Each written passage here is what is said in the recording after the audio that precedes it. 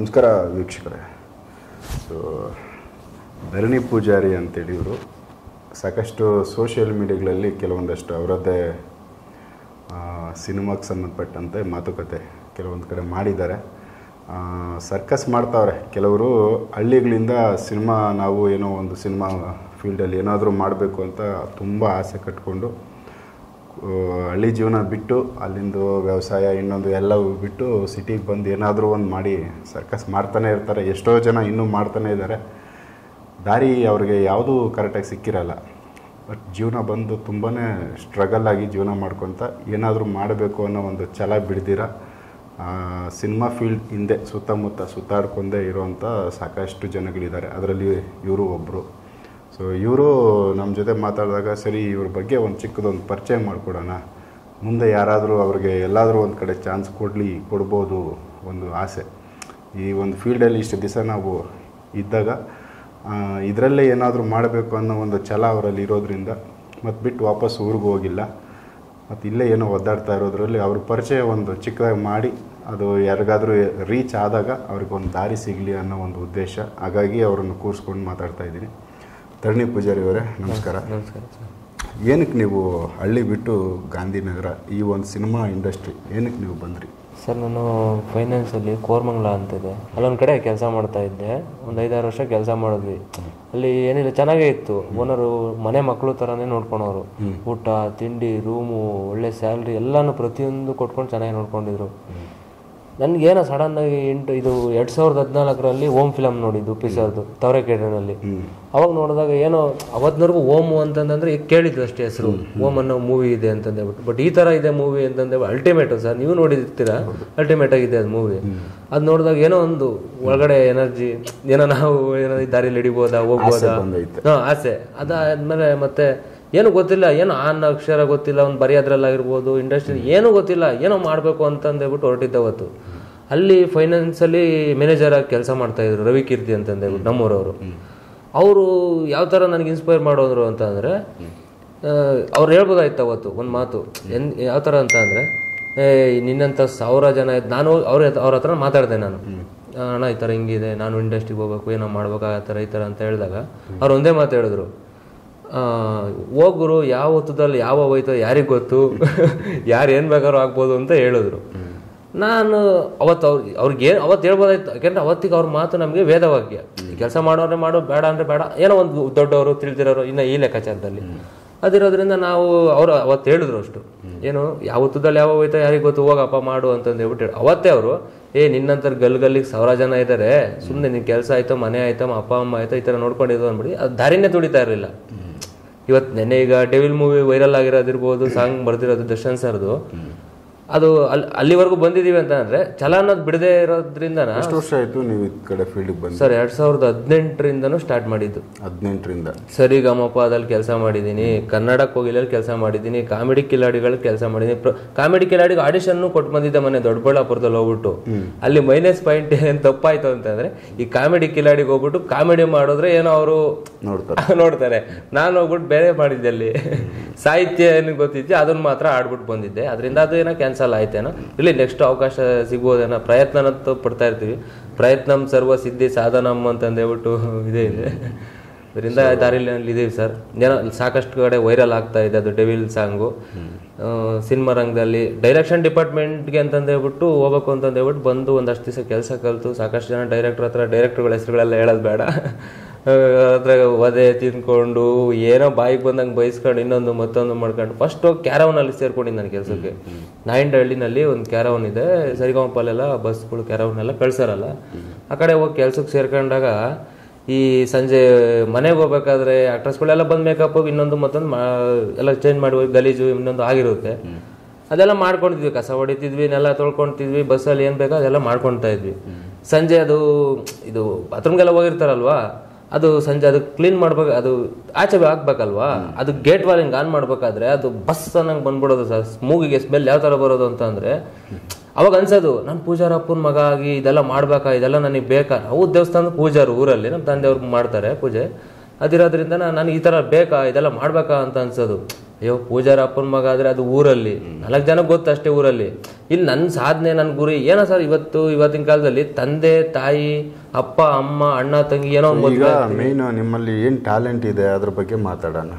ಯಾಕಂದ್ರೆ ನಿಮ್ಮಲ್ಲಿ ಏನು ಇದೆ, ನೀವು ಯಾವುದರಲ್ಲಿ ನಿಮ್ಮಲ್ಲಿ ಜ್ಞಾನ, ಯಾಕಂದ್ರೆ ಯಾರಾದರೂ ನಿಮ್ಮ ವಿಡಿಯೋಗಳು ನೋಡಿದ್ರು ಏನು ಟ್ಯಾಲೆಂಟ್ ಇದೆ, ನಮ್ಗೆ ಏನಕ್ಕೆ ಯೂಸ್ ಆಗ್ತಾನೆ ಈ ಹುಡುಗ ಅಂತ ನೋಡ್ಬೇಕಂದ್ರೆ ಯಾವ್ಯಾವ ವಿಚಾರಗಳಲ್ಲಿ ನೀವು ಇದ್ದೀರಾ ಸರ್? ಕವನ ಕವಿತೆ ಬರೆಯೋದಾಗಿರ್ಬೋದು, ಡೈಲಾಗ್ಸ್ ಬರೆಯೋದಾಗಿರ್ಬೋದು, ಏನು ಡೈರೆಕ್ಷನ್ ಡಿಪಾರ್ಟ್ಮೆಂಟಲ್ಲಿ ಪ್ರತಿಯೊಂದು ಎಲ್ಲ ಕಲ್ತಾಯಿತು. ಪ್ರೊಡ್ಯೂಸರ್ ಅನ್ನೋದು ಸಿಗದೆ ಇರುವಾಗ ಅದು ಪಬ್ಲಿಸಿಟಿ ಅನ್ನೋದು ಇರ್ಬೇಕು ಜನಕ್ಕೂ. ನಾನು ಇವಾಗ ಏನೋ ಒಂದು ಮಾಡ್ತೀನಿ ಅಂತ ಹೋದಾಗ ಇವನಪ್ಪ ಅಂತ ಅಂದಾಗ ಅಲ್ಲೇನೋ ಒಂದು ಅವಕಾಶಗಳು ಸಿಗ್ತಾ ಹೋಗ್ತವೆ. ಏನೂ ಗೊತ್ತಿಲ್ಲದಿರುವಾಗ ಅದು ನನಗೆ ಅದ್ಯಾಕೋ ಮೈನಸ್ ಅನ್ನಿಸ್ತು. ಕೆಲಸ ಕಲ್ತಿದ್ದೀನಿ, ಬಟ್ ಇವತ್ತು ನಮ್ಮ ಪ್ರೊಡ್ಯೂಸರ್ ಸಿಕ್ಕಿಲ್ಲ ಅಂತಂದೇಳ್ಬಿಟ್ಟು ನನಗೆ ಈ ಕೆಲಸ ಬಿಡೋದೂ ಅಲ್ಲ, ಬೇರೆ ದಾರಿ ಹುಡ್ಕೋಣ ಅಂತಂದೇಳ್ಬಿಟ್ಟು ಹೋದಾಗ ಈ ಹನುಮಂತು ಇದಾರಲ್ಲ, ಹಸಿ ಕನ್ನಡದಲ್ಲೆಲ್ಲ ಬಂದಲ್ಲ, ಅವರು ಒಂದು ವಿಡಿಯೋ ಮಾಡಿಬಿಟ್ಟು ಫೇಸ್ಬುಕ್ಕಲ್ಲಿ ಹಾಕಿದ್ರು. ಆ ಟೈಮ್ 2016ರಿಂದ 2018 ಒಳಗಡೆ ಟೈಮ್ ಅನ್ಸುತ್ತೆ. ಅವಾಗ ಅವ್ರು ನೋಡಿದ್ದಾದ್ಮೇಲೆ ಅಯ್ಯೋ ದೇವ್ರೆ, ಬರೀ ಫೇಸ್ಬುಕ್ಕಲ್ಲಿ ವಿಡಿಯೋ ಮಾಡಿ ಹಾಕಿದ್ದಕ್ಕೆ ಏನಪ್ಪ ಇದು ವೈರಲ್ ಆಗಿ ಈ ಥರ ಹಿಂಗೆ ಆಗೋಯ್ತಲ್ಲ ಅಂತಂದರೆ ಅದರಿಂದನೇ ನಾನು ಯಾಕೆ ಹೋಗ್ಬಾರ್ದು.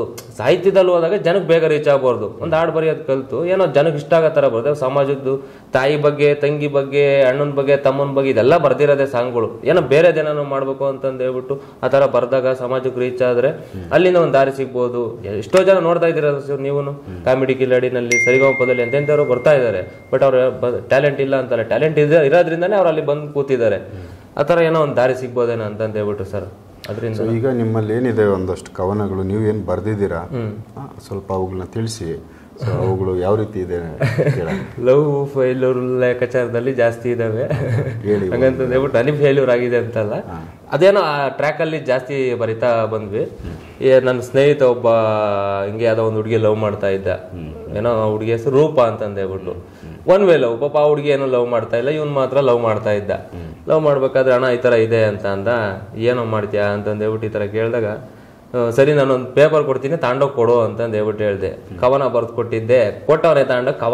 ಕವನ ಚೆನ್ನಾಗೈತೆ, ಬಟ್ ಬರ್ದಿರೋದು ನೀನಲ್ಲ ಅನ್ನಿಸ್ತೈತೆ ನನಗೆ. ಹೇಳು ಯಾರು ಬರ್ದಿದ್ದು ಅಂತ. ನೀನು ಎಷ್ಟೇ ಹೇಳಿದ್ರು ಒಪ್ಕೊಳಕ್ ಹೋಗ್ಬೇಡ, ನಾನೇ ಬರ್ದಿದ್ದು ಅಂತ ಹೇಳು, ನೆಕ್ಸ್ಟ್ ಹಂಗೆ ಕಂಟಿನ್ಯೂ ಮಾಡ್ತಾ ಇರ್ತೀವಿ ಅಂತಂದು ಹೇಳ್ಬಿಟ್ಟು ಈ ಥರ ಹೇಳಿದ್ವಿ.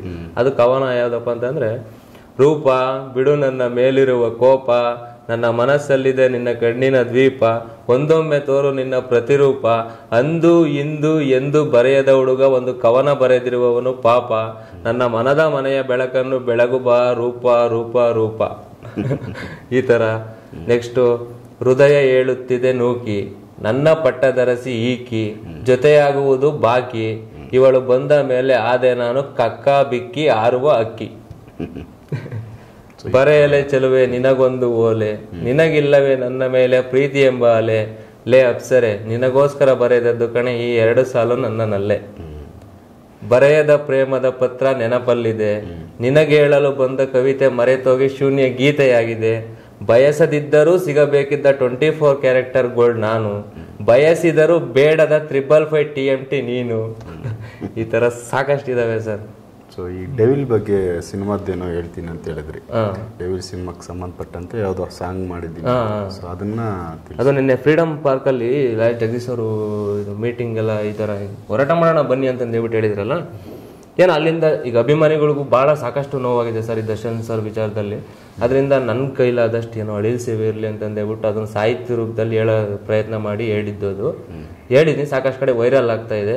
ಏನೋ ಇನ್ನು ಮುಂದಕ್ಕೆ ನನ್ನ ಸಾಹಿತ್ಯದ ಕಲೆ ಏನಿದೆ ಅದರಲ್ಲಿ ತೋರಿಸ್ಕೊಂಡಿದ್ದೀನಿ. ದರ್ಶನ್ ಸರ್ ವ್ಯಕ್ತಿತ್ವನೂ ಹೇಳಿದ್ದೀನಿ. ಅದು ಏನೋ ಸಾಂಗ್ ಹೇಳ್ಬೇಕದು ಹೇಳಿ ನೋಡೋಣ. ಬರ್ತಾ ಇದೆ ಡೆವಿಲ್, ಮಾಡಬೇಡಿ ಕಿಂಡಲ್, ಕೇಳಬೇಡಿ ಯಾರಲ್ಲೂ ಏನು ಇಲ್ಲ ಕಮಾಲು, ಸಾಧಿಸೋರಿಗಿವರೇ ಪ್ರತ್ಯಕ್ಷ ಮೂರ್ತಿ, ಕನ್ನಡದ ಕೀರ್ತಿ, ಹೇಳಬೇಡಿ ನೀತಿ ದೇವರ ರೀತಿ. ಬರ್ತಾ ಇದೆ ಡೆವಿಲ್, ಮಾಡಬೇಡಿ ಕಿಂಡಲ್, ಕೇಳಬೇಡಿ ಯಾರಲ್ಲೂ ಏನು ಇಲ್ಲ ಕಮಾಲು, ಟಿವಿಲೆಲ್ಲ ನೋಡ್ತಿರಲ್ಲ ಡಿ ಬಾಸ್ತೆ ಸುದ್ದಿ, ಸೆಲೆಬ್ರಿಟಿ ಮನಮುಟ್ಟಿ ಹರಿದ ಪ್ರೀತಿ ಶುದ್ಧಿ, ಬಾರೋ ಬಾರೋ ಬಾರೋ ಮಗು ಫ್ರೆಂಡ್ಸ್ ಜೊತೆಲಿ ಥಿಯೇಟ್ರಿಗೆ, ಇಂಟ್ರೂ ಅಲ್ಲೇ ಬೇಡಗರು ಮುಗಿಯೋ ತನಕ ಮೂವಿಗೆ, ಡಿ ಬಾಸು ಗತ್ತು ಇಂಡಿಯಾಕ್ಕೆ ಗೊತ್ತು, ಆಗ್ಬೇಡ ಮಗ ನೀನು ಕನ್ಫ್ಯೂಸು ಯಾವತ್ತು, ಕಷ್ಟಕ್ಕೆ ಕರಗೋ ಕೊಯ್ನೂರು ಮುತ್ತು, ಕಾಯಕವೇ ದೇವರು ಮರೆಯದಿರು ನಿಯತ್ತು, ಪ್ರತಿ ಮನೆಗೂ ಇವರೇ ಸಂತಸದ ಸಂಪತ್ತು, ಡಿ ಬಾಸು ಬಂದಿದ್ದು ಕಷ್ಟದಲ್ಲೇ ಎದ್ದು, ಛಲ ಬಿಡದೆ ಪಡಿಬೇಕು ಸುಖ ಅನ್ನೋ ಮದ್ದು, ಯಾರ ಜೊತೆ ಆಗಲ್ಲ ಮಿಂಗಲ್ಲು ಇಂದು, ಕನ್ನಡದ ಕೀರ್ತಿ ಪುರುಷ ಡಿ ಬಾಸೆ ಎಂದು, ದೇವರೇ ಅರಸಲಿ ಇವರ ಕೆಲಸವನ್ನು ನೋಡಿ, ಫ್ಯಾನ್ಸ್ ಮಧ್ಯೆ ಯಾವತ್ತೂ ಮಾಡಲ್ಲ ಡಿ ಬಾಸು ಮೋಡಿ, ಕಣ್ಣಲ್ಲೇ ಪ್ರೀತಿ ತೋರಿಸೋ ಸಿಂಗಲ್ಸ್ ಅನ್ನು ಡ್ಯಾಡಿ, ದೇಶವೆಲ್ಲ ನೋಡುವಂತೆ ಡೆವಿಲ್ ಗೀತೆ ಆಡಿ. ಬರ್ತಾ ಇದೆ ಡೆವಿಲ್, ಮಾಡಬೇಡಿ ಕಿಂಡಲ್, ಕೇಳಬೇಡಿ ಯಾರಲ್ಲೂ ಏನು ಇಲ್ಲ ಕಮಾಲ್. ಸೊ ಇದು ನೀವೇ ಬರ್ತಿದ್ದ? ಹಾಂ ಸರ್, ನಾನೇ ಬರ್ತಿದ್ದು ಸರ್. ಇದು ಸಾಹಿತ್ಯದಲ್ಲಿ ನನಗೆ ಇದು ಹುಚ್ಚು ಹೆಂಗೆ ಬಂತು ಅಂತಂದರೆ, ಹಂಸಲೇಖ ಸರು ಅಷ್ಟು ಅವ್ರ ಸಾಹಿತ್ಯ ಅಷ್ಟು ನಿದ್ದೆಗೆಡಿಸ್ಬಿಡ್ತು ನನಗೆ, ಸಿಕ್ಕಾಪಟ್ಟೆ ಸರ್. ಹೇಳ್ತಾ ವರ್ಷ ಮುಗಿಯೋದೇ ಇಲ್ಲ, ಅವ್ರ ಸಾಲುಗಳು ಹಂಗಿರ್ತವೆ. ಯಾವುದು ಸಂಕ್ರಾಂತಿ ಬಂತು ರಥ ರಥ ಸಾಂಗಿದ್ಯಲ್ಲ ಅದರಲ್ಲಿ, ಅದರಲ್ಲಿ ಒಂದು ಸಾಲು ಬರುತ್ತೆ. 16 ದಾಟಿದ ಎಳೆ ಮೈ ಕೇಳಿದ ಚೆಲುವ ಚೆಲುವ ನೀನೇನ, ದಿನ ರಾತ್ರಿ ಕಾಡಿದ ಕುಡಿ ಮೀಸೆ ಕೂಗಿದ ಚೆಲುವೆ ಚೆಲುವೆ ನೀನೇನ, ಇದೊಂದು ಸಾಲು. ನೆಕ್ಸ್ಟ್ ಇದು ತುತ್ತ ಮುತ್ತ ಪಿಕ್ಚರ್ ಅಲ್ಲಿ ಮುತ್ತು ಕೊಟ್ಟವಳು ಬಂದಾಗ ತುತ್ತು ಕೊಟ್ಟವಳು ಮರಿಬೇಡ, ಅದ್ರಲ್ಲೂ ಅಷ್ಟೇನೆ. ಇಬ್ಬರು ಕಂಡಿಹರು ಈ ಗಂಡಿನ ಬೆತ್ತಲೆಯ, ತಾಯಿ ಇಲ್ಲದೆ ಜಗವಿಲ್ಲ, ಮಡದಿ ಇಲ್ಲದೆ ಬಾಳಿಲ್ಲ, ತುತ್ತ ಮುತ್ತ ಗೊತ್ತ ಅತ್ತ ಇತ್ತ ಎತ್ತ, ಈ ತರ. ಇದು ನಿಗೂಢ ರಹಸ್ಯ ಫಿಲಂ ಶಂಕರ್ನಾಗ್ ಸರ್ ಇದೆಲ್ಲ, ಅದರಲ್ಲೂ ಸಾಕಷ್ಟು ಜನಕ್ಕೆ ಅದು ಗೊತ್ತೇ ಇಲ್ಲ ಸರ್ ಸಾಂಗ್. ಇವತ್ತು ಏನಪ್ಪ ಯಜಮಾನ ಕೇಳ್ತೀಯ ನಿಜಾನ, ಟಿವಿಲಿ ಮಹಾಭಾರತ ನಿಂತೋಯ್ತು, ಬೀದಿಲಿ ಬಾಯ್ ಭಾರತ ಶುರುವಾಯ್ತು, ಗುಮ್ತಲ್ಲ ಗುಮ್ ಗುಮ್ತಲ್ಲ ಗುಮ್ ಅಂತ ಈ ತರ ಒಂದ್ ಸಾಂಗ್ ಬರ್ತಿದ್ದಾರೆ. ಅದ್ರಲ್ಲೂ ಅಷ್ಟೇ ಒಂದು ಸಾಂಗ್ ಬರುತ್ತೆ. ಒಬ್ಬಳನ್ನೊಬ್ಬ ಕಟ್ಕೊಂಡಾಳೋ ಮನ್ಸು ನ್ಯಾಯವಾದ ಆಸೆ, ಇಲ್ಲಿ 5 ಜನನು ಒಬ್ಬಳನ್ನಾಳೋದು ಅನ್ಯಾಯವಾದ ದುರಾಸೆ, ಉಯ್ಬೇಕು ಹೆಂಚಿಗೆ ಒಂದೇ ದೋಸೆ, ಉಯ್ಬೇಕು ಹೆಂಚಿಗೆ ಒಂದೇ ದೋಸೆ ಅಂತ ಹೇಳ್ಬಿಟ್ಟು ಈ ತರ ಸಾಲುಗಳು ಬಹಳ ನಿದ್ದೆಗೆಡಿಸ್ಬಿಡ್ತು ಸರ್. ನಮ್ ಕೈಲಿ ಯಾಕಾಗಲ್ಲ, ಅವ್ರೊಬ್ರ ಕೈಲಿ ಏನಾಗೋದು, ಯಾಕಾಗಲ್ಲ, ಈ ತರ ಏನೋ ಮೆಂಟಲಿ ನಾವು ಆಟಿಟ್ಯೂಡ್ ಆಗಿ ತಗೊಂಡು ಅದರಿಂದನೇ ಬಿದ್ದಾಗ ಸರ್, ನೀವು ನಂಬ್ತಿರೋ ಬಿಡ್ತಿರೋ ಗೊತ್ತಿಲ್ಲ, ಒಂದು 1.5 ವರ್ಷ 2 ವರ್ಷ ನಿದ್ದೆನೆ ಮಾಡಿಲ್ಲ ಸರ್. ಯಾವ ತರ ನಿದ್ದೆ ಅಂತಂದ್ರೆ 3 ದಿನಕ್ಕೆ ಒಂದಿನ ನೈಟ್ ಟೈಮು ಎದ್ದು ಎಲ್ಲ ಓಡಾಡೋದು ಮನೆ ಸುತ್ತ. ನಮ್ಮ ತಂದೆ ತಾಯಿ ಏನೋ ಆಗ್ಬಿಟ್ಟೈತೆ ಈ ತರ, ಅವರು ಯಾವ್ದೊಂದು ದೇವಸ್ಥಾನಕ್ಕೆ ಹೋಗೋಣ, ಏನೋ ಯಂತ್ರ ಮಂತ್ರ ತಂತ್ರ ಅಂತ ಈ ತರ ಅವ್ರು ಹಿಂಗೆ ಯೋಚನೆ ಮಾಡೋರು. ನಮಗೆ ಗೊತ್ತಿತ್ತು ಏನ್ ನಮ್ಮಲ್ಲಿ ಏನಾಗ್ತೈತೆ ಅನ್ನೋದು, ದಾರಿ ಬೇಕು, ಸಿಗ್ತಾ ಇಲ್ಲ ಸರ್. ಎಲ್ಲೇ ಒಂದ್ ಕಡೆ ಕೆಲ್ಸಕ್ಕೆ ಹೋದ್ರೆ 2-3 ತಿಂಗಳು ಅಷ್ಟೇ ಮಾಡ್ತಾ ಇದ್ದಿದ್ದು. 3 ತಿಂಗಳು ಏನೋ ಸ್ಥಿರವಾಗಿ ನಿಂತ್ಕೊಂಡು, ಬೇಡಪ್ಪ ನನಗೆ ಇಂಡಸ್ಟ್ರಿನೂ ಬೇಡ, ಸವಾಸನೂ ಬೇಡ, ಏನೂ ಬೇಡ, ಅದೆಲ್ಲ ದುಡ್ಡಿರೋರ್ಗೆ ಅಷ್ಟೇನೆ ಅಂತ ಅನ್ಕೊಂಡು ನಾನು ಮತ್ತೆ ವಾಪಸ್ ಸರಿದ್ರು 2-3 ತಿಂಗಳು ಆಗ್ತಿದ್ದಂಗೆ ಮತ್ತೆ ಹೇಳೋದು, ನೀನು ಇವತ್ತು ಎಲ್ಲೋ ಒಂದ್ ಕಡೆ ಕೆಲಸ ಮಾಡ್ತಾ ಇದ್ಯಾ, ಎಲ್ಲೋ ಒಂದ್ ಕಡೆ ಕೆಲಸ ನಾನು ಫೈನಾನ್ಸಲ್ಲಿ ಹೇಳಿದ್ನಲ್ಲ ಸರ್, ಎಲ್ಲ ಚೆನ್ನಾಗಿತ್ತು, ಪ್ರತಿಯೊಂದು ಏನೊಂದು ಸಮಸ್ಯೆ ಇರಲಿಲ್ಲ. ನಾನು ಇಂಡಸ್ಟ್ರಿನಲ್ಲಿ ಎಂಟ್ರಿ ಆಗ್ಬೇಕು ಅಂತ ಹೇಳ್ಬಿಟ್ಟು ಆ ಜಾಗ ಬಿಟ್ಟಿದ್ದು. ನೀನು ಈ ತರ ಕೆಲಸ ಮಾಡಂಗಿದ್ರೆ ಅಲ್ಲೇ ಹೋಗಿ ಮಾಡ್ಬೋದಿತ್ತಲ್ಲ, ನೀನ್ ಬಂದು ಇಲ್ಲೆಲ್ಲ ಏನಕ್ಕೆ ಮರ್ಜಾಗಿದ್ಯಾ, ನಿನ್ ದಾರಿ ಏನಕ್ಕೆ ನೀನ್ ಬಿಡ್ತಿದ್ಯಾ, ಆಗುತ್ತೆ ನಿನ್ ಕೈಲಿ ಮಾಡು, ಆಗದೇ ಇರೋದು ಯಾವುದೂ ಇಲ್ಲ ಪ್ರಪಂಚದಲ್ಲಿ ಅನ್ನೋದು ಪ್ರತಿ ಕ್ಷಣ ಮನಸ್ಸಿಗೆ ಹೇಳ್ತಾನೆ ಇತ್ತು. ಅದೇ ನನ್ನನ್ನು ಮುಂದಕ್ಕೆ ಕರ್ಕೊಂಬಂತೇನೋ ಅನ್ನೋದು ಒಂದು ಇದಿದೆ. ನಿಮ್ಮ ಫ್ಯಾಮಿಲಿ ಬಗ್ಗೆ, ನಿಮ್ದು ಯಾವ ಊರು ಸರ್? ಅದೇ ಶಿರಾಯಿಂದಾನ ಒಂದು 6 ಕಿಲೋಮೀಟರ್ ಆಗುತ್ತೆ, ದ್ವಾರಾಳು ಅಂತಂದು ಹೇಳ್ಬಿಟ್ಟು. ನಮ್ಮ ತಂದೆಯವರು ಪೂಜೆ ಮಾಡ್ತಾರೆ, ದೇವಸ್ಥಾನದ ಪೂಜಾ ಅರ್ಚಕರು, ದ್ಯಾಮಲಾಂಬ ದೇವಿ ಅಂತ ಸರ್, ಪೂಜೆ ಮಾಡ್ತಾರೆ. ನಮ್ಮ ತಾಯಿಯವರು ಅಂಗನವಾಡಿಯಲ್ಲಿ ಕೆಲಸ ಮಾಡ್ತಾರೆ. ನಮ್ಮ ತಂದೆಯವರು ಸಮೇತ ಅದು ಪೂಜೆದೇನಿದೆಯೋ ಅದನ್ನ ಮುಗಿಸ್ಕೊಂಡು ಹಾಲಿನ ಡೈರಿನಲ್ಲಿ ಕೆಲಸ ಮಾಡ್ತಾರೆ. ವ್ಯವಸಾಯ ಜಮೀನ್ ಗಿಮೀನ್ ಏನಿಲ್ಲ ಸರ್. ಒಬ್ರೇನಾ, ಸಿಂಗಲ್ ಮಗನ? ಇಲ್ಲ, ನಮ್ಮ ತಮ್ಮ ಇನ್ನೊಬ್ರು ಇದ್ದಾರೆ. ಅವ್ರು ಏನ್ ಮಾಡ್ತಾರೆ? ಅವರು ಊರಲ್ಲೇ ಇದ್ದಾರೆ ಸರ್, ಕೆಲ್ಸಕ್ಕೆ ಹೋಗ್ತಾರೆ. ಅವ್ರು ಮದುವೆ ಆಗಿದೆ. ಇವಾಗ ನೀವೇ ದೊಡ್ಡ ಮಗ? ದೊಡ್ಡ ಮಗ ನಾವೇನೆ. ಮನೆಯದು ಜವಾಬ್ದಾರಿ ನೀವು ತಗೋಬೇಕಿತ್ತು. ಅದು ಈ ಸಾಧನೆಯನ್ನು ಹುಚ್ಚಿಡ್ದಿರೋದ್ರಿಂದ ನಾ ಯಾವುದೊಂದ್ರ ಮೇಲೆ ಇಂಟ್ರೆಸ್ಟ್ ಇಲ್ದೇನೆ, ತಂದೆ ತಾಯಿ ಅಣ್ಣ ತಮ್ಮ ತಂಗಿ ಇದು ಯಾವುದು ಬೇಡ ಸರ್. ಇವತ್ತೇನೋ ನನ್ನ ತಂದೆ ತಾಯಿ ತಮ್ಮ ಅಣ್ಣಗೋಸ್ಕರ ಏನೋ ಒಂದು ಕಷ್ಟಪಡ್ತೀನಿ, ನಾನು ಚೆನ್ನಾಗಿ ಆಗ್ತೀನಿ. ಬಟ್ ಪಕ್ಕದಲ್ಲಿ ಇವಾಗ ನನ್ನ ಸ್ನೇಹಿತ ಇನ್ನೂ ಬೇರೆ ಇರ್ತಾನೆ, ಅವ್ರ ತಂದೆ ತಾಯಿ ಬೇರೆ ಥರ. ಸರ್ ನೀವು ನಂಬ್ತಿರೋ ಬಿಡ್ತಿರೋ ಗೊತ್ತಿಲ್ಲ, ನಮ್ಮ ಸಂಬಂಧಿಕರಲ್ಲೇ ಒಬ್ಬ ಇದ್ದಾನೆ, ರಮೇಶ್ ಅಂತಂದು ಹೇಳ್ಬಿಟ್ಟು. ಅವ್ರ ತಂದೆ ತೀರೋದ್ರು, ಇವಾಗ ಅವ್ನು ಒಬ್ಬನೇ ಮಗ, ಅವ್ನು ದುಡಿಬೇಕು ಮನೆಯಲ್ಲಿ. ಅವ್ರ ತಾಯಿಗೆ ಮೆಡಿಸಿನ್ ಟ್ಯಾಬ್ಲೆಟಿಗೆ ಹೊಂದ್ಸೋಕ್ಕಾಗ್ತಾ ಇಲ್ಲ ಸರ್. ನೀವು ನಂಬ್ತಿರೋ ಬಿಡ್ತಿರೋ ಗೊತ್ತಿಲ್ಲ, ಟ್ಯಾಬ್ಲೆಟ್ ಅವ್ನ ಖರ್ಚು. ಅವನು ಬೆಂಗಳೂರಲ್ಲೇ, ಅವ್ರ ತಾಯಿ ಸಪೋಸ್ ಇವಾಗ ಅವ್ನು ಊರಲ್ಲಿ ಹಳ್ಳಿ ಕಡೆನಲ್ಲಿ 8-9 ಸಾವಿರ 10 ಸಾವಿರ ಲಾಸ್ಟು ಸ್ಯಾಲ್ರಿ ಹೇಳ್ತಾ ಇರೋದು. 8-9 ಸಾವಿರ 10 ಸಾವಿರ ಲಾಸ್ಟ್. ಈಗ ನಾವು ಓದಿ ಇದು ಮಾಡಿರೋದಕ್ಕೆ ಯಾರೇನು 50 ಸಾವಿರ ಸಂಬಳ ಕೊಡಲ್ಲ, ಹಂಗೂ ಕೊಟ್ಟರು ಹಾರ್ಡ್ ವರ್ಕ್ ಇದ್ದೇ ಇರುತ್ತೆ. ಈ ಥರ ಇರೋದ್ರಿಂದ ಅವ್ನ ಪರಿಸ್ಥಿತಿ ನಾನು ಅವ್ನಿಗೆ ಅಷ್ಟೇ ಅನ್ಸಿದ್ದು ನನಗೆ. ನೀನು ನೋಡಪ್ಪ, ಇವಾಗ ಇವನ್ ಜೀವನ ಅವ್ನು ಮದ್ವೆನೂ ಆಗಿಲ್ಲ, ಮದ್ವೆ ಕಡೆಗೆ ಗಮನ ಕೊಡ್ತಾನೋ, ಅದು ಕಡೆಗೆ ಇದು ಮಾಡ್ತಾನೋ, ತಾಯಿನೇ ನೋಡ್ಕೋಬೇಕು. ಏನು ಸರ್ ಇದಿರೋದ್ರಿಂದ ಏನೋ ಸಮಾಜ ದೃಷ್ಟಿ ಇಟ್ಕೊಂಡು 4 ಜನಕ್ಕೆ ನಮ್ಮ ಕೈಲಾದಷ್ಟು ಏನು ಹೆಲ್ಪ್ ಮಾಡೋ ಥರ ಅದು ಆ ಒಂದು ದೃಷ್ಟಿ ಇಟ್ಕೊಂಡು ಸಮಾಜದಲ್ಲಿ ಸಾಧನೆ ಒಂದು ದಾರಿಯಲ್ಲಿ ಇರ್ತೀವಿ. ಬಿಟ್ರೆ ನಾನೇನೋ ಚೆನ್ನಾಗಿರ್ಬೇಕು, ನಮ್ಮ ಅಪ್ಪ ಅಮ್ಮ ಚೆನ್ನಾಗಿರ್ಬೇಕು, ನನ್ನ ಅಣ್ಣ ತಮ್ಮ ಚೆನ್ನಾಗಿರ್ಬೇಕು, ನಮ್ಮವ್ರು ಚೆನ್ನಾಗಿರ್ಬೇಕು, ಇದ್ಯಾವುದು ನಮ್ಮ ತಲೆಯಲ್ಲಿಲ್ಲ ಸರ್. ಏಕೆಂದ್ರೆ ಮುಂದಕ್ಕೆ ಏನಾದರೂ ಜನ ಕರ್ಕೊಂಡು ಹೋದ್ರು ಅಂತ ಅಂದ್ರೆ, ನನ್ನಲ್ಲಿ ಏನಾದರೂ ಕಲೆ ಇದ್ರೆ ಕರ್ಕೊಂಡು ಹೋಗ್ಲಿ ಮುಂದಕ್ಕೆ, ಕಲೆ ಇಲ್ಲ ಅಂತಂದ್ರೆ ಸ್ಪೀಡ್ ಕಾರ್ಡ್ ಹೊಡೆದು ಹಿಂಗೆ ಹೊಡೆದ್ಬಿಟ್ರೆ ಹಿಂಗೆ ಹೋಗೋ ಅಂತ ಹೇಳ್ಬಿಟ್ಟು ಹೋಗ್ಬಿಡ್ತೀವಿ. ಸೊ ಈಗ ನೀವು ಈ ಒಂದು ಸಿನಿಮಾ ಇಂಡಸ್ಟ್ರಿ ಫೀಲ್ಡಲ್ಲಿ ಸೊ ಸೊ ಯಾವ ಒಂದು ದಾರಿ ಹಿಡಿದಿದ್ದೀರಾ, ಯಾವುದರಲ್ಲಿ ನೀವು ಕರೆಕ್ಟಾಗಿ ಹೋಗ್ಬೇಕು ಅಂತಿದ್ದೀರಾ? ಸರ್ ಡೈರೆಕ್ಷನ್ ಡಿಪಾರ್ಟ್ಮೆಂಟೇ ಅಲ್ಟಿಮೇಟಾಗಿ ನಾನು ಹೋಗ್ಬೇಕು ಅಂತಂದೇಬಿಟ್ಟು ಇರೋದು. ಅದಿರೋದ್ರಿಂದ ಅದೇ ಹೇಳ್ತಾ ಇದ್ದೀನಲ್ಲ, ಜನಕ್ಕೆ ಮುಖ ಪರಿಚಯ ಇಲ್ದಲೆ ನಾನು ಕತೆ ಬರ್ತಿದ್ದೀನಿ ಪ್ರೊಡ್ಯೂಸ್ ಮಾಡಿ ಅಂದರೆ ಯಾರು ಬರಲ್ಲ. ಅದು ಗುರುತಿಸ್ಕೋಬೇಕು ಅಂತಾನೆ ಅದ್ರದ್ದು ಯಾವ ದಾರಿನಲ್ಲಿ ಹೋಗ್ಬೇಕು ಹೋದ್ರೆ ನಾನು ರೀಚ್ ಆಗ್ಬೋದು ಜನಕ್ಕೆ ಅಂತಂದೇಬಿಟ್ಟು ಒಂದು ನಾಲೆಡ್ಜ್ ಇದೆ. ಡೈರೆಕ್ಷನ್ ಫೀಲ್ಡ್ ಅಂದರೆ ಅದರಲ್ಲಿ ಸಾಕಷ್ಟು ಜ್ಞಾನ ಇರಬೇಕು, ಎಲ್ಲವುಗಳದ್ದು ಪರಿಚಯ ಇದ್ದಾಗ ಆ ಫೀಲ್ಡಲ್ಲಿ ಗೆಲ್ಲಕ್ಕೆ ಸಾಧ್ಯ. ಸೊ ಇಲ್ಲಾಂದ್ರೆ ಯಾರಾದರೂ ಒಳ್ಳೆ ಡೈರೆಕ್ಟರ್ ಜೊತೆಯಲ್ಲಿ ಅಸೋಸಿಯೇಟ್ ಆಗೋ, ಅಸಿಸ್ಟೆಂಟ್ ಆಗೋ. ಇಲ್ಲ ಸರ್, ಅದೇ ಡೈರೆಕ್ಟರ್ ಹತ್ರ ಕೆಲಸ ಮಾಡಿದ್ದೀನಿ. ಆ ಡೈರೆಕ್ಟರ್ಗಳ ಹೆಸರು ಹೇಳೋದು ಬೇಡ, ಬಟ್ ನೀಟಾಗಿ ನನಗೆ ಡೈರೆಕ್ಷನ್ ಡಿಪಾರ್ಟ್ಮೆಂಟ್ ಅನ್ನೋದು ನಾನು ಎಲ್ಲ ಕೆಲಸ ಕಲ್ತಾದ್ಮೇಲೆ ಇನ್ನೂ ಒಂದ್ಸಲ ನನಗೆ ಇನ್ನೂ ಏನೋ ಬೇಕು, ಇನ್ನೂ ಏನೋ ಕಲಿಬೇಕು ಅಂತಂದು ಹೇಳ್ಬಿಟ್ಟು ಉಪ್ಪಿ ಸರ್ ಅವ್ರ ಆಪ್ತ ಸ್ನೇಹಿತರಿದಾರಲ್ಲ ಸರ್, ಮುರಳಿ ಮೋಹನ್ ಸರು, ಅವರು ಸಂತ ಫಿಲಮ್ ಏನೋ ಡೈರೆಕ್ಟ್ ಮಾಡಿ, ಸಂತ ನಾಗರಾವು ಎಲ್ಲ ಉಪ್ಪಿ ಸರ್ಗೂ ಡೈರೆಕ್ಟ್ ಮಾಡಿದ್ದಾರೆ. ಅವರು ನನಗೆ ದೊಡ್ಡನಕ್ಕೆ ಒಂದು ಇಲ್ಲಿ ಇರೋದು ಅವ್ರ ಮನೆ, ಅಲ್ಲಿಗೆ ಮನೆ ಹತ್ರ ನಾವು ಇದೆ. ಅವ್ರು ನೀಟಾಗಿ ನನಗೆ ಗೈಡ್ ಮಾಡಿದ್ರು, ಈ ಥರ ಹಿಂಗೆ ಹಿಂಗೆ ಅಂತಂದು ಹೇಳ್ಬಿಟ್ಟು. ಒಂದು ಏನು ಇವಾಗ ಒಂದು ಲೊಕೇಶನ್ಗೆ ಹೋಗ್ತೀವಿ, ಪ್ರತಿ ಡೇ ಟೋಟಲಾಗಿ ಒಂದು ಕತೆ ಬರ್ತಿದ್ಯಾ ನೀನು ಇದು ಮಾಡ್ತಿದ್ಯಾ ಅಂತಂದರೆ ಒಂದು ದಿನಕ್ಕೆ ಇಷ್ಟು ಖರ್ಚು ಬರುತ್ತೆ, ಇಷ್ಟೇ ಆಗುತ್ತೆ, ಇಷ್ಟಿಷ್ಟು ಲೊಕೇಶನ್ನು ಎಲ್ಲ ಪ್ರತಿಯೊಂದು ಎಲ್ಲ ತಿಳ್ಕೊಂಡಿದ್ದಾದ್ಮೇಲೆ ಇನ್ನೂ ಒಂದ್ಸಲ ಕೇಳೋಣ. ಯಾಕಂದ್ರೆ ಅವ್ರು ದೊಡ್ಡ ಡೈರೆಕ್ಟ್ರು, ದೊಡ್ಡವ್ರ ಹತ್ರ ಕೆಲಸ ಮಾಡಿರೋ ಉಪ್ಪಿ ಸರ್ ಜೊತೆ ಎಲ್ಲ ಅಲ್ಟಿಮೇಟ್. ಅವ್ರು ಉಪ್ಪಿ ಸರ್ ಅದಾಗೇನು ಎರಡು ಮಾತಿಲ್ಲ, ಅವ್ರ ಹತ್ರ ಕೆಲಸ ಮಾಡಿದ್ರಿಂದ ಏನೋ ಕಾರಣ ಜನಗಳು ಏನೋ ಹಿಂಗೆ ಕಾಂಟ್ಯಾಕ್ಟ್ ಸಿಕ್ಬಿಟ್ಟು ಹೋಗಿ ಮಾತಾಡಿಕೊಂಡು ಅದೆಲ್ಲ ಅವರು ಇದು ಮಾಡಿ ಹೇಳಿದ್ರು. ಸಾಕಷ್ಟು ಒಳ್ಳೆ ವಿಷಯಗಳು ಹೇಳಿದ್ರು, ಹಿಂಗೆಲ್ಲ ಇರುತ್ತೆ. ಇಂಡಸ್ಟ್ರಿ ಬಗ್ಗೆ ತುಂಬ ಹೇಳಿದ್ರು. ಇಂಡಸ್ಟ್ರಿಲಿ ಯಾರೆಲ್ಲ ಹೆಂಗೆ ಇರ್ತಾರೆ, ಏನೋ ಯಾರ ಹತ್ರ ಹೆಂಗಿರ್ಬೇಕು ಅದ್ರ ಬಗ್ಗೆ ಫಸ್ಟ್ ನೀಟಾಗಿ ಹೇಳ್ಬಿಟ್ರು. ಅದೆಲ್ಲ ಫುಲ್ ನೀಟಾಗಿ ಹೇಳ್ಬಿಟ್ರು. ಏನೋ ಸರ್ ಇವಾಗ ಸದ್ಯಕ್ಕೆ ಇವಾಗ ಡೈರೆಕ್ಷನ್ ಡಿಪಾರ್ಟ್ಮೆಂಟಲ್ಲಿ ಅಂದರೆ ಪ್ರೊಡ್ಯೂಸರ್ ಇನ್ನೊಬ್ರು ಸರ್ ಇನ್ನೊಂದೇನಂತಂದರೆ ನಾನು ಬರ್ದಿರೋ ಕಥೆನಲ್ಲಿ 4 ಸ್ಟೋರಿ ಇದ್ದಾವೆ. ಬಟ್ ಒಂದು ಸ್ಟೋರಿ ಏನಿದೆ ಅಂತಂದರೆ ನನಗೆ ಯಾವುದೇ ಥರ ಕಾಸ್ಟ್ಯೂಮ್ ಖರ್ಚು, ಲೊಕೇಶನ್ ಖರ್ಚು, ಇನ್ನೊಂದು ಮತ್ತೊಂದು ಅಂತ ಇದು ಯಾವುದೂ ಇರಲ್ಲ. ಫುಲ್ ಅಂದರೆ ಫುಲ್ ಲೋ ಬಡ್ಜೆಟಲ್ಲೇ ಮಾಡ್ಬೇಕು ಅಂತಿರೋದು. ಬಟ್ ಸತ್ಯಕತೆ, ನಾನು ಎಲ್ಲೋ ಒಂದು ಸ್ಟೋರಿ ಹುಡುಕಿ ಮಾಡ್ತಾ ಇಲ್ಲ, ರಿಯಲ್ ಸ್ಟೋರಿನೇ ಹೇಳ್ತಾ ಇರೋದು. ಟೈಟ್ಲೇ ಬಂದು ಸತ್ಯಕತೆ ಅಂತಾನೆ ಟೈಟ್ಲು.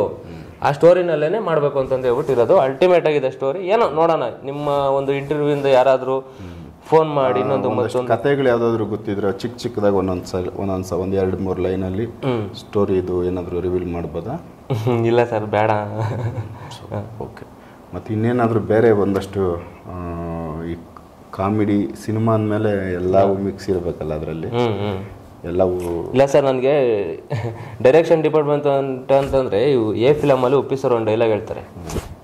ಯಾರೊಬ್ರು ಬರ್ತಾರೆ, ಬಂದ್ಬಿಟ್ಟು ಸರ್ ಒಂದು ಡೈಲಾಗ್ ಬರ್ದಿದ್ದೀನಿ ಸರ್, ಇಷ್ಟು ಡೈಲಾಗ್ ಕೇಳಿದ್ರೆ cinema silver jubilee sir 100 days sir ಅಂತಂದು ಹೇಳ್ಬಿಟ್ಟು ಹೇಳ್ತಾ ಇರ್ತಾರೆ. ಹೇಳ್ತಾ ಇರ್ಬೇಕಾದ್ರೆ ಅವ್ರೇನೇನು ಹೇಳ್ತಾರೆ, ಸರ್ ಒಂದು ತಾಯಿ ಸರ್, ಒಂದು ಮಗು ಸರ್, ತನ್ನ ಮಗ ನೀನು ಕರುಳು ಬೇಕು ಅಂತ ಹೇಳ್ತಾನೆ ಸರ್ ತಾಯಿಗೆ, ತಾಯಿ ತನ್ನ ಕರುಳೇ ಕಿತ್ಕೊಂಡು ಕೊಡ್ತಾಳೆ ಸರ್. ಹೋಗ್ತಾ ಇರ್ತಾನೆ ಸರ್ ಮಗ ರೋಡಲ್ಲಿ, ಕಾಲು ಎಡವ್ಬಿಟ್ಟು ಬಿದ್ದುಬಿಡ್ತಾನೆ, ಅಯ್ಯೋ ಮಗನೇ ನೋವಾಯ್ತಾ ಅಂತ ಹೇಳ್ಬಿಟ್ಟು ಹೇಳ್ತಾರೆ ಸರ್. ಈ ಡೈಲಾಗ್ ಕೇಳ್ಬಿಟ್ರೆ cinema 100 days sir silver jubilee Upendra ಅವ್ರು ತೆಗೆದು ತಲೆ ಮೇಲೆ ಹೊಡೆದ್ಬಿಟ್ಟು ಈ ಜನಗಳ ಕೈಯಲ್ಲೂ ಹೆಣ್ಮಕ್ಳ ಕೈಯಲ್ಲೂ ಕಣ್ಣೀರ ಹಾಕಿಸ್ಬಾರ್ದು, ಪ್ರಪಂಚ ಆಯಿತು ಸಮಾಜ ಆಯ್ತು, ಈ ಥರ ಡೈಲಾಗ್ ಬಡಿಬೇಕು, ಈ ಥರ ಪಿಕ್ಚರ್ ಮಾಡಬೇಕು ಅನ್ನೋದು ಅದೊಂದು ಥಿಂಕಿಂಗ್ ಅಷ್ಟೇ ಇರೋದು ನಮ್ಮಲ್ಲಿ. ಸಮಾಜಕ್ಕೆ ಆ ಥರ ಉಪೇಂದ್ರ ಅವ್ರದ್ದು ಯಾವುದಾದ್ರು ಡೈಲಾಗ್ಗಳು ಪರಿಚಯ ಇದೆ? ಮಸ್ತ್ ಇದೆ ಸರ್. ಯಾವುದು ಅಂತ ಕೇಳ್ತೀರಾ? ಯಾವುದಾದ್ರು ಹೇಳಿ ಉಪೇಂದ್ರ ಸರ್. ಇಲ್ಲ, ಲವ್ ಅದು ಉಪೇಂದ್ರ ಪಿಕ್ಚರ್ ಮೊನ್ನೆ ರಿಲೀಸ್ ಆಗಿ ರೆಕಾರ್ಡ್ ಬ್ರೇಕ್ ಆಗಿದೆ. ಅದರಲ್ಲೇನು 2 ಮಾತಿಲ್ಲ, ಎಲ್ಲರಿಗೂ ಗೊತ್ತಿರೋದೇನೆ.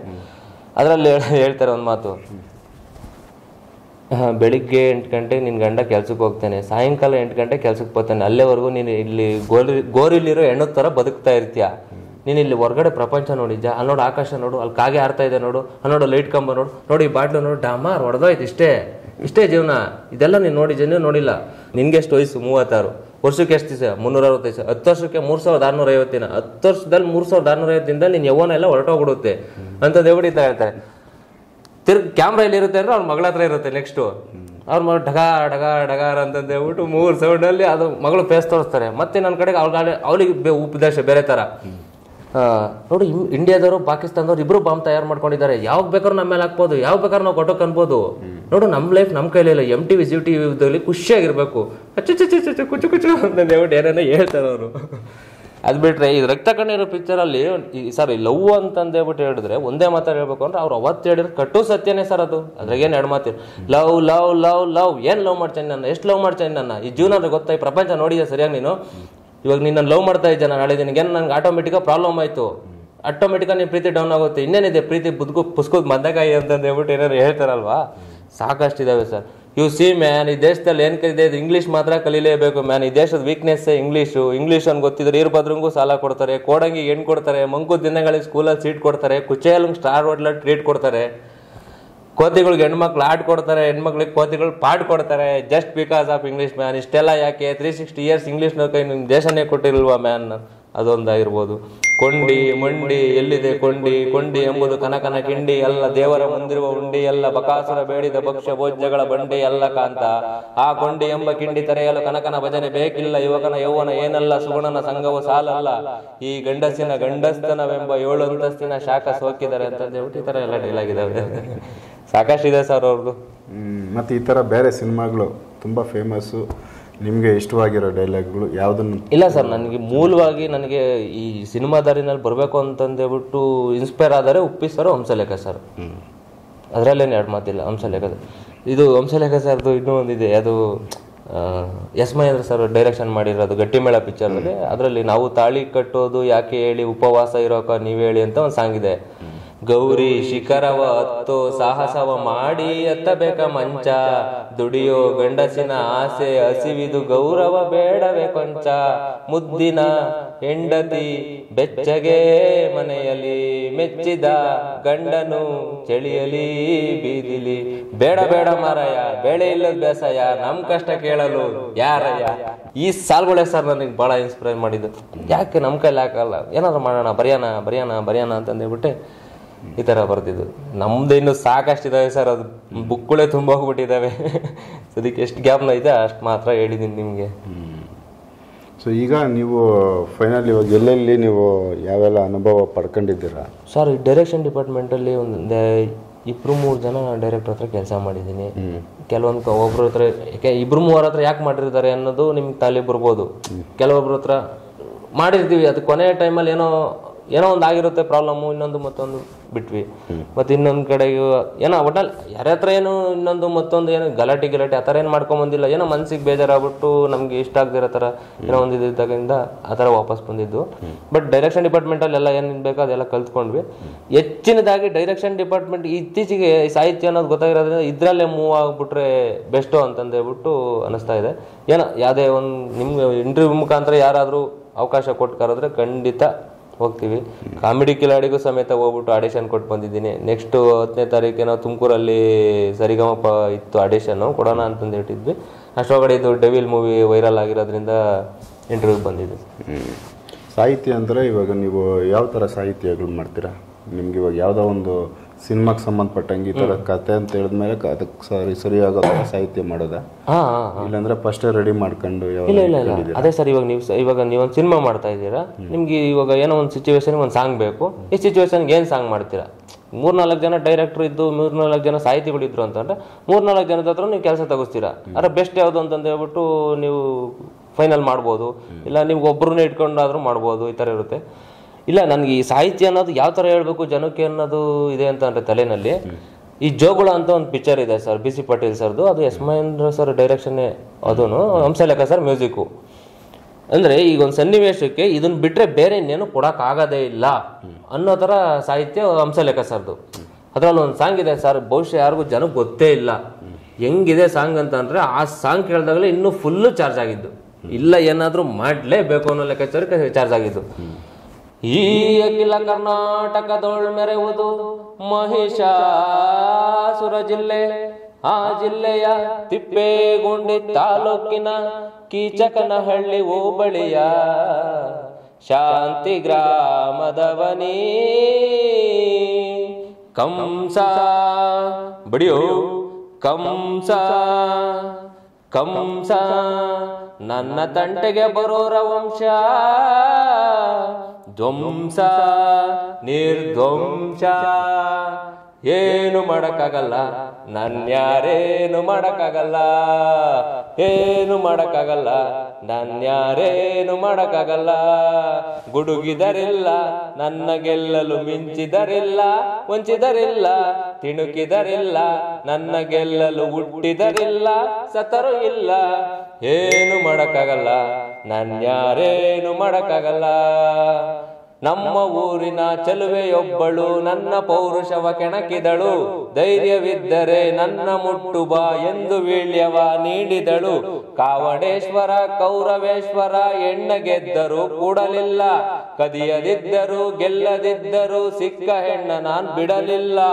ನಾನು ತಿಂದು ಎಸೆದ ಹಣ್ಣು ಯಾರು ಬಲ್ಲಿರ ಆ ಹೆಣ್ಣು, ಇವಳೆ ಇವಳೆ ಅವಳಿವಳೆ ಇವಳೆ ಮಹಾಸೊಕ್ಕಿನವಳು ಅವಳಿವಳೆ ಬೆಂಕಿ ಎದುರು ಹಸಿ ಬೆಣ್ಣೆಯಂತೆ ನೀರಾಗಿ ಹೋದ ಆ ಹೆಣ್ಣು ಇವಳೆ. ಗುಡುಗಿದರಿಲ್ಲ ನನ್ನ ಗೆಲ್ಲಲು ಮಿಂಚಿದರಿಲ್ಲ ವಂಚಿದರಿಲ್ಲ, ಏನು ಮಾಡಕ್ಕಾಗಲ್ಲ ನನ್ಯಾರೇನು ಮಾಡಕ್ಕಾಗಲ್ಲ, ಏನು ಮಾಡಕ್ಕಾಗಲ್ಲ ನನ್ಯಾರೇನು ಮಾಡಕ್ಕಾಗಲ್ಲ. ಏನ್ ಬೆಡಗಿ ಏನ್ ಸೊಬಗಿ ನನ್ನನೇನೇನ್ ಮಾಡುವೆ, ಮಣ್ಣು ತೆಗೆದು ಮೇಲೆಸೆದು ಶಾಪವನೇನಾಕುವೆ. ಯಮನಿಗೆ ನನ್ನ ಹೆಸರು ಹೇಳಿ ನಡುಗೆ ಬೆಚ್ಚಿ ಬೀಳ್ತಾನೆ, ನರಕಕ್ಕೆ ನನ್ನಿಡಿದು ನನ್ನೇ ರಾಜನ್ ಮಾಡ್ತಾರೆ. ಬಲದ ಮುಂದೆ ಬರದ ಮುಂದೆ ಅಬಲೆಯನೇ ನಾಟವೇ ಅಬಲೆಯನೇ ನೋಟವೇ, ಧರ್ಮದಿಂದ ಹೋದವಗೆ ಜೀವನವನ ವಾಸವೇ ಪ್ರತಿದಿನ ಉಪವಾಸವೇ. ಅತಳ ಸುತಳ ಪಾತಾಳ ಕಿಳಿದರು ನಿನ್ನ ಹೆಸರು ನನ್ನ ಹೆಸರೊಳಗೆ, ತಲೆಯನ್ನೆತ್ತಿಕೊಂಡು ತಿರುಗಲಾರೆ ಇನ್ನು ಎಣ್ಣೆ ನೀನು ಈ ಊರೊಳಗೆ. ಏನು ಮಾಡಕ್ಕಾಗಲ್ಲ ನನ್ಯಾರೇನು ಮಾಡಕ್ಕಾಗಲ್ಲ, ಏನು ಮಾಡಕ್ಕಾಗಲ್ಲ ನನ್ಯಾರೇನು ಮಾಡಕ್ಕಾಗಲ್ಲ. ಹಾಡೋದ್ರಲ್ಲಿ ಅಷ್ಟಾಗೇನು ಅರ್ಥ ಐತೆ. ಈ ಸಾಂಗು ನನ್ನ ಬಹಳ ತಲೆ ಕೆಡಿಸ್ಬಿಡ್ತು ಸರ್. ಕೇಳಿದಲ್ಲ ಸರ್ ಸಾಲ್ಗಳು ಹೆಂಗಿದಾವೆ ಅಂತ ಹೇಳ್ಬಿಟ್ಟು ಚೆನ್ನಾಗಿ ಮಾಡಿದ್ದಾರೆ. ಅದೇ ಇವಾಗ ಹೇಳದ್ನಲ್ಲ ಆ ಈಗ ಯಾರು ಹಂಸಲೇಖ ಸರ್ ಹತ್ರ ಹೋಗ್ಬಿಟ್ಟು ಈ ತರ ಒಂದು ಪಿಕ್ಚರ್ ಮಾಡ್ತಾ ಇದ್ದೀವಿ ಸರ್, ಹಿಂಗ್ ಸಾಂಗ್ ಮಾಡ್ಕೊಡ್ಬೇಕು ಅಂತ ಅಂದಾಗ ಈ ಸನ್ನಿವೇಶಕ್ಕೆ ಒಂದು ಸಾಂಗ್ ಬೇಕು ಅಂತಂದ್ರೆ ಅವ್ರು ಬರ್ದಿದ್ದಾರೆ. ನನ್ನ ಪ್ರಕಾರ ಹೇಳ್ತಾ ಇರೋದು, ಇನ್ನೊಬ್ರು ಮತ್ತೊಬ್ರಿಗೆ ಯಾವ ತರ ತಲೆಗೆ ಬರುತ್ತೋ ಗೊತ್ತಿಲ್ಲ. ಆ ಸಿಚುವೇಶನ್ಗೆ ಇದನ್ನ ಬಿಟ್ರೆ ಬೇರೆ ಇನ್ನೇನೋ ಮಾಡಕ್ಕೆ ಆಗಲ್ಲ, ಅದನ್ನೇ ಹುಡ್ಕೋದು ಹಂಸಲೇಖ ಸರ್. ಸೊ ಆ ತರ ಏನಾದ್ರು ಜನಕ್ಕೆ ರೀಚ್ ಆಗೋ ತರ ಹೇಳ್ಬೇಕು ಅಂತ. ಯಾವ್ದಾದ್ರು ಒಂದು ಸನ್ನಿವೇಶ ನಿಮ್ಗೆ ಈ ತರ ಸನ್ನಿವೇಶ ಅಂತ ಹೇಳಿದಾಗ ಅದಕ್ಕೆ ಸಂಬಂಧಪಟ್ಟಂಗೆ 4 ಸಾಲು ನೀವು ಬರೀತೀರ. ಸೊ ಅದು ಸೆಂಟಿಮೆಂಟ್ ಆಗಿರ್ಬೇಕು, ಇಲ್ಲ ಹಿಂಗಿರ್ಬೇಕು, ಯಾವ ತರ ಇರ್ಬೇಕು. ಒಟ್ನಲ್ಲಿ ಈಗ ನನ್ನ ಇದೇನಂತಂದ್ರೆ ಈಗ ಜನಕ್ಕೆ ಏನ್ ಬೇಕು ಅನ್ನೋದು ನಮಗೆ ಗೊತ್ತಿದ್ರೆ ಅದು ಬೇಗ ರೀಚ್ ಆಗ್ತೀವಿ ಅನ್ನೋದು. ಸಾಕಷ್ಟು ಕಡೆ ಈ ಕೆಲಸ ಮಾಡ್ತಾ ಅನುಭವ ಆಗಿರ್ಬೋದು, ಜನಗಳ ಪರಿಚಯ, ಇಂಡಸ್ಟ್ರಿಗೆ ಬಂದಾದ್ಮೇಲೆ ಆಗಿರೋ ಪರಿಚಯ, ಜನಗಳ ಪರಿಚಯ ಆಗಿರ್ಬೋದು, ಇದೆಲ್ಲ ಬಹಳ ಸಾಕಷ್ಟು ಅನುಭವ ಆಗಿರೋದ್ರಿಂದ ಜನಕ್ಕೆ ಅನುಭವ ಏನು. ಈಗ ಇಷ್ಟು ಜನಗಳ ಮಧ್ಯೆ ನೀವು ಹೋಗಿ ಓಡಾಡಿದ್ದೀರಾ, ಎಲ್ಲಿ ಫೇಲ್ಯೂರು ಸಕ್ಸಸ್ ಎಲ್ಲ ಒಂದಷ್ಟು ನಿಮ್ಗೆ ಆಗಿದೆಯಲ್ಲ, ಒಳ್ಳೇದು ಕೆಟ್ಟದ್ದು ಎಲ್ಲ. ಸೊ ಈ ಅನುಭವದಲ್ಲಿ ಒಂದು ಚಿಕ್ಕದಾಗಿ ನಿಮ್ಮದೇ ಒಂದು ಸೆಂಟಿಮೆಂಟ್ ಸಾಂಗ್ ಮಾಡ್ಬೋದಾ, ಹೇಳ್ಬೋದಾ ನೀವು? ಹಾಂ ಸರ್, ಮಾಡೋಣ. ಅದ್ರ ಮಾಡ್ತೀರಾ? ಅದು ಹೇಳಿ, ಯಾವುದಾದ್ರೂ ಒಂದು 2 ಲೈನು ನಿಮ್ಮ ಒಂದು ಜೀವನದ್ದೇ. ನಮ್ಮ ಜೀವನದ ಸ್ವಲ್ಪ ಟೈಮ್ ಬೇಕಾಗುತ್ತೆ, ಒಂದು 5 ಮಿನಿಟ್ಸ್ 10 ಮಿನಿಟ್ಸ್ ಟೈಮ್ ಬೇಕಾಗುತ್ತೆ. ತಗೊಳ್ಳಿ, ಅದನ್ನು ಮಾಡಿ. ಆಮೇಲೆ ಈಗ ದರ್ಶನ್ ಸರ್ದು ಈಗೇನು ಅವ್ರ ಜೀವನ ಈ ಥರ ಒಂದು ರಿಸ್ಕಲ್ಲಿ ಸಿಗಾಕೊಂಡೈತೆ. ಸೊ ಅವ್ರದ್ದು ಒಂದು ಜೀವನದ್ದು ಒಂದು ಸೆಂಟಿಮೆಂಟಲ್ಲಿ ಅವ್ರದ್ದು ಒಂದು ಬಗ್ಗೆ ಒಂದು ಸಾಂಗ್ ಮಾಡ್ಬೋದಾ? ಅವ್ರು ಏನು ಹೇಳ್ಬೇಕು ನಾನು ಡೆವಿಲ್ ಮೂವಿನಲ್ಲೇ ಹೇಳ್ಬಿಟ್ಟಿದ್ದೀನಿ ಸರ್. ಅಲ್ಲ, ಸೆಂಟಿಮೆಂಟಾಗಿ ನೋಡಿದವ್ರಿಗೆ ಹೇಳ್ಬೋದು, ಅದೇನು ದೊಡ್ಡ ವಿಷಯನಲ್ಲ, ಹೇಳ್ಬೋದು ಸರ್, ಬರಿಬೋದು, ಆರಾಮಾಗಿ ಬರಿಬೋದು. ಮಾಡ್ತಿರೋದು? ನೋಡೋಣ. ಸರಿ ಸರ್, ಮಾಡೋಣ. ಸೊ ವೀಕ್ಷಕರೇ, ಒಂದು ಚಿಕ್ಕದಾಗಿ ಒಂದು 2 ನಿಮಿಷ ಟೈಮ್ ತೊಗೊಂಡು ಸದ್ಯಕ್ಕೆ ಇಲ್ಲೇ ಬರೆದಿದ್ದಾರೆ ದರ್ಶನ್ ಸರ್ದು ಒಂದು ಚಿಕ್ಕದಾಗಿ ಅವ್ರ ಸೆಂಟಿಮೆಂಟಾಗಿ ಅವ್ರದ್ದು ಇವತ್ತಿನ ಪರಿಸ್ಥಿತಿ ಅದಕ್ಕೆ ಸಂಬಂಧಪಟ್ಟಂತೆ ಒಂದು ಚಿಕ್ಕ ಸಾಲುಗಳು. ಸೊ ಅದನ್ನು ಮಾತಾಡಿ ಹೇಳಿ. ನನಗೆ ಹಾಡೋಕ್ಕಷ್ಟು ಬರಲ್ಲ, ಬಂದಷ್ಟು ಆಡ್ತೀನಿ. ಆಡೋರು ಸಿಂಗರ್ ಅಲ್ಲ ನೀವು, ಬರ್ದಿರೋ ನನಗೆ ಬಂದಷ್ಟು ಯಾವ ಥರ ಬರ್ತದೆ. 100 ಸಾವಿರಾರು ಮಾತು ಬಂದಿದೆ, ಮನಸ್ಸು ನೊಂದಿದೆ, ಕಣ್ಣು ತುಂಬಿದೆ, ಜೀವ ಹೋಗದೆ. ಸತ್ಯ ಯಾವುದು ಸುಳ್ಳು ಯಾವುದು ಏನು ತೋಚದು, ಕೆಟ್ಟ ಸಾವಿದು ಕಂಡ ನೋವಿದು. ಹೋದ ಜೀವವು ಮತ್ತೆ ಬಾರದು, ಕೈಗೆ ಸೇರದು. 100 ಸಾವಿರಾರು ಮಾತು ಬಂದಿದೆ, ಮನಸ್ಸು ನೊಂದಿದೆ, ಕಣ್ಣು ತುಂಬಿದೆ, ಜೀವ ಹೋಗದೆ. ಈಗಿಂದ ಅವ್ರದ್ದು ಜೈಲಲ್ಲಿರೋ ರೇಣುಕಾ ಸ್ವಾಮಿ ಅವ್ರಿಗೂ ಈಗ ಅವ್ರ ಮಾವನ ಫ್ಯಾಮಿಲಿ ಅವ್ರಿಗೂ ನೋವಿದೆ, ಅದರಿಂದ ಅದೊಂದು ಲೈನು ಆ್ಯಡ್ ಮಾಡ್ಕೊಂಡಿದ್ದೀನಿ.